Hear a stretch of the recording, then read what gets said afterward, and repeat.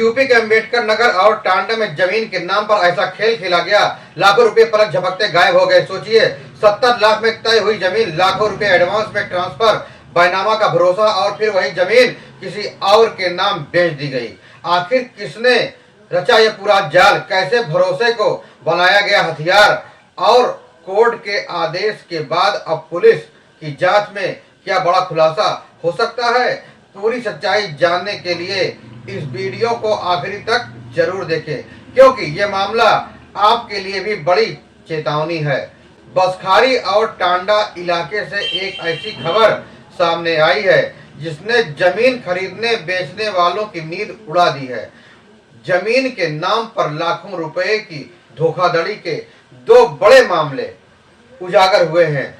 दोनों ही मामलों में कोर्ट के आदेश पर पुलिस ने एफआईआर दर्ज कर जांच शुरू कर दी है। सवाल यह है कि आखिर कैसे लोगों को भरोसे के जाल में फंसाकर उनकी गाढ़ी कमाई हड़प ली गई। पहला मामला बसखारी थाना क्षेत्र का है। नारायणपुर निवासी वीरेंद्र वर्मा ने सीजीएम कोर्ट में याचिका दाखिल कर बताया कि फरवरी 2024 में उनके साथ एक सुनियोजित तरीके से धोखाधड़ी की गई। आरोप है कि आलापुर निवासी उमाशंकर चतुर्वेदी के माध्यम से अयोध्या के खंडासा थाना क्षेत्र के तुलापुर निवासी आदित्य सिंह उनसे संपर्क में आए। आदित्य सिंह ने बारीडीह, सिकंदरपुर, जहांगीरगंज की जमीन बेचने की पेशकश की और भरोसा दिलाया कि जमीन पूरी तरह साफ सुथरी है। इसके बाद बसखारी के शोएब अशरफ के कार्यालय में एक बैठक हुई, जहां बजदैया पाईपुर निवासी अवधेश कुमार की मौजूदगी में कथित जमीन मालिक संध्या सिंह से बातचीत कराई गई। जमीन मौके पर दिखाई भी गई, जिससे भरोसा और मजबूत हो गया। एक सप्ताह बाद आदित्य सिंह दोबारा आए और इस बार उनके साथ संध्या सिंह की बेटी दीपा सिंह भी थी। बातचीत आगे बढ़ी और 7 बीघा जमीन 70 लाख रुपए में बेचने की बात तय हो गई। 4 मार्च 2024 को वीरेंद्र वर्मा ने 10 लाख रुपए ट्रांसफर किए और 1 लाख रुपए उनके अधिवक्ता के खाते में भेजे। बैनामा जल्द कराने का भरोसा दिलाया गया। उसके बाद अलग अलग तिथियों में 9,50,000 रुपए और जमा कराए गए, लेकिन समय बीतता गया और बैनामा नहीं हुआ। जब तक सच्चाई सामने आती तब तक 26 सितंबर 2025 को वही जमीन किसी और बारीडीह निवासी अनारा देवी के नाम बेच दी गई। यह खुलासा होने पर पीड़ित ने कोर्ट की शरण ली। प्रभारी निरीक्षक सुनील पांडे के अनुसार कोर्ट के आदेश पर एफआईआर दर्ज कर जांच शुरू कर दी गई है। अब बात दूसरे मामले की, जो टांडा क्षेत्र से जुड़ा है। इब्राहिमपुर थाना क्षेत्र के नसरुल्लापुर जहीदपुर निवासी सुरेश कुमार वर्मा ने भी गंभीर आरोप लगाए हैं। उनके अनुसार उनकी जमीन का विवाद पहले से कोर्ट में विचाराधीन है। जुलाई 2025 में कोल्हापुर निवासी रामसागर और भारीडीह निवासी दिनेश वर्मा उनके घर पहुंचे और जमीन बेचने का प्रस्ताव रखा। 1 करोड़ रुपए कीमत की जमीन 77 लाख रुपए में देने की बात तय हो गई। 11 अगस्त 2025 को दोनों सुबह घर पहुंचे और उसी दिन बैनामा कराने का दबाव बनाया। इब्राहिमपुर के बरावा भीठलपुर निवासी कन्यावती वर्मा, उनके पति राजमणि और बेटे सरोज कुमार वर्मा को जमीन की पहचान के रूप में पेश किया गया। बैनामा की प्रक्रिया पूरी की गई, लेकिन आरोप है कि शेष 27 लाख रुपए राम सागर वर्मा लेकर चले गए और बाद में रुपए मांगने पर धमकियां दी जाने लगी। टांडा के इंस्पेक्टर दीपक सिंह रघुवंशी ने बताया कि सीजीएम कोर्ट के आदेश पर इस मामले में भी प्राथमिकी दर्ज कर जांच शुरू कर दी गई है। दोनों मामलों में एक बात समान है, पहले भरोसा, फिर कागजी प्रक्रिया का हवाला और आखिर में रकम लेकर मुकर जाना। इन घटनाओं ने पूरे इलाके में हड़कंप मचा दिया है। भूमाफियाओं का यह खेल बहुत ही निराला हो गया। जमीन का सौदा करने से पहले दस्तावेजों की गहन जांच, राजस्व अभिलेखों की पुष्टि, स्वतंत्र कानून सलाह लेना कितना जरूरी है, इन मामलों में साफ हो जाता है। कोर्ट के आदेश के बाद पुलिस की सक्रियता बढ़ गई है, लेकिन असली सवाल यह है कि क्या पीड़ितों को उनकी रकम वापस मिल पाएगी?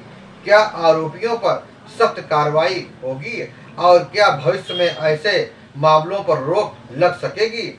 बसखारी और टांडा की ये 2 मामले सिर्फ 2 परिवारों की कहानी नहीं है, बल्कि उन सभी लोगों के लिए चेतावनी है जो बिना पूरी जांच पड़ताल के जमीन के सौदे में उतर जाते हैं।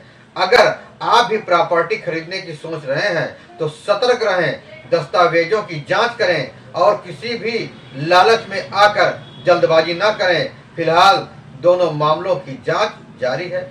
आगे क्या खुलासा होगा, कौन कौन लोग जांच के दायरे में आते हैं और क्या पीड़ितों को न्याय मिलता है, यह आने वाला वक्त तय करेगा। ऐसी ही बड़ी और जरूरी खबरों के लिए हमारे चैनल को सब्सक्राइब करें, वीडियो को लाइक करें और कमेंट में अपनी राय जरूर बताएं।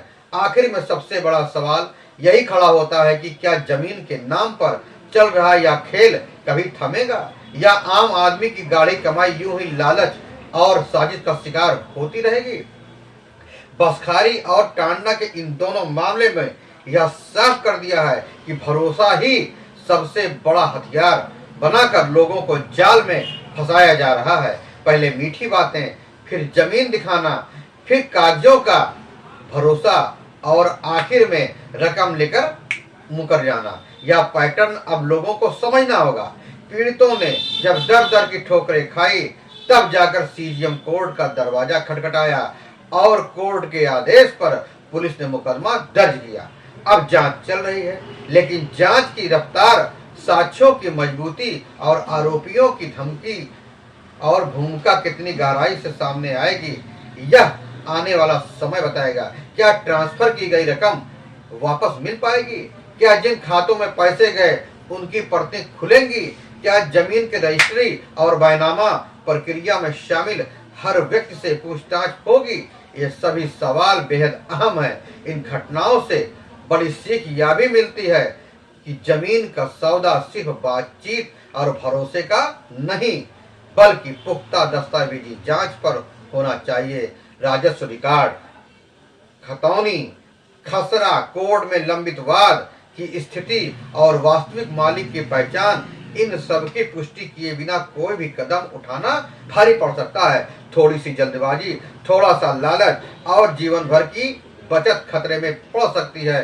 पुलिस प्रशासन की जिम्मेदारी भी कम नहीं है। ऐसे मामलों में त्वरित और निष्पक्ष कार्रवाई ही लोगों का भरोसा बहाल कर सकती है। अगर दोषी पाए गए जाते हैं तो कड़ी कानूनी कार्रवाई जरूरी है, ताकि भविष्य में कोई भी इस तरह की हिम्मत न करे। वही आम आदमी को भी जागरूक रहना होगा, क्योंकि जागरूकता ही सबसे बड़ी सुरक्षा है। याद रखिए, कोई भी सौदा इतना आकर्षक नहीं होता है कि आप अपनी समझदारी को किनारे रख दें। अगर कोई जमीन बाजार मूल्य से कम में मिल रही है तो उसके पीछे की वजह जरूर जांचें, कानूनी सलाह जरूर लें, दस्तावेजों की प्रतियां सुरक्षित रखें और हर भुगतान का स्पष्ट रिकॉर्ड रखें। बसखारी और टांडा की ये घटनाएं सिर्फ खबर नहीं है, बल्कि चेतावनी है। एक ऐसी चेतावनी जो बताती है कि सावधानी ही सुरक्षा है। अब देखना यह है कि जांच में कौन कौन से नाम सामने आते हैं, किसकी भूमिका क्या साबित होती है और अदालत में मामला किस दिशा में बढ़ता है। हम इस पूरे प्रकरण पर नजर बनाए हुए हैं और हर अपडेट आप तक पहुंचाते रहेंगे। अगर आप चाहते हैं कि ऐसे मामलों में सच सामने आए और लोगों को न्याय मिले तो इस वीडियो को ज़्यादा से ज़्यादा शेयर करें, ताकि हर व्यक्ति सतर्क हो जाए और सुरक्षित हो जाए। क्योंकि जब समाज जागरूक होता है तभी धोखाधड़ी के जाल कमजोर पड़ते हैं। आखिर में बस इतना ही, सावधान रहें, सतर्क रहें और किसी भी जमीन के सौदे से पहले पूरी जांच पड़ताल जरूर कर लें। मिलते हैं अगली खबर के साथ। धन्यवाद।